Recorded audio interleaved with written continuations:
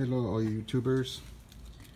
This is an update on the Renault Dauphine Redux, and yeah, so here it is. We removed the seats, and you can see daylight all the way through. It's really bad.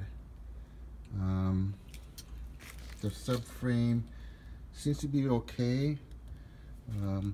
It's up to me, but whatever was on that pan at the bottom, it's really bad. So we're taking a little moment here just to remove the shifter, the e-brake. There's a couple things underneath this tunnel that I want to remove and hold on to for someone else who has a Dauphine who's looking for OG stuff. Some seatbelts there.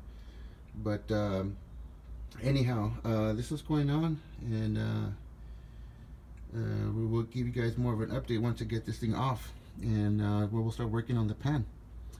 Okay, thumbs up, subscribe. Thanks for visiting.